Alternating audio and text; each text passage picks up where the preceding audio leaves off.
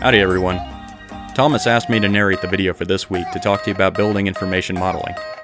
My name is Marcus Artucci, and I am the Virtual Design Construction Specialist for your T.A. Brown Elementary School.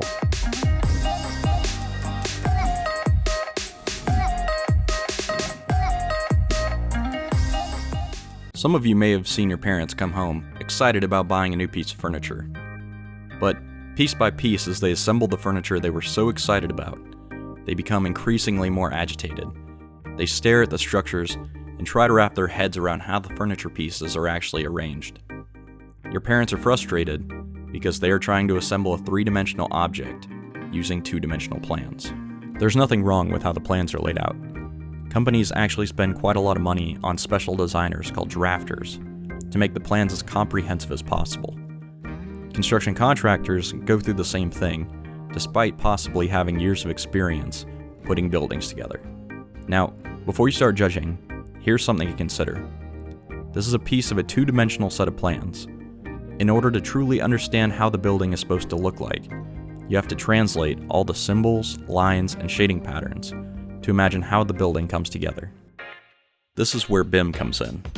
BIM stands for Building Information Modeling. You can imagine BIM as something like a computer game that designers and contractors use with the plans to put buildings together. When a 3D model of a building is in a BIM program, it can be separated into groups called layers. For instance, all your water pipes, pipe elbows, and spigots could be grouped into the same layer called plumbing features. This does two things. It allows you to make multiple objects hide or disappear so you can see what's behind them. So right now, I'm in a model of your new school. I'm trying to look at a piece of water piping, but it's hard because the walls are in the way. But if I hide the layer that the walls are in, now I can see the water piping. The second thing layers let us do is look for clashes. A clash happens when two systems in a building try to go through the same place. Take a look at this clash. Here we have a piece of water piping trying to go through a piece of air conditioning duct. In a two-dimensional set of plans, this clash would look like this.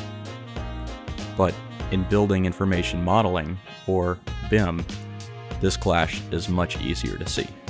So if BIM is so great, why do we even use 2D plans? The truth is, at least for right now, 2D plans are just easier to use. When you walk onto a job site, more often than not, you won't be lugging around a computer behind you in a wheelbarrow. And quickly printing out a 3D model before you head out from the job trailer really isn't an option with today's technology. And just like all video games, BIM has a learning curve. In fact, there are classes in college today that teach people how to work in a building information modeling program. But don't let that discourage you. Having a job in BIM is fun to say the least, and because technology is constantly evolving, your work will evolve with it. You'll be given opportunities that will allow you to branch off into new and interesting subjects to better understand how to make the virtual reality your reality.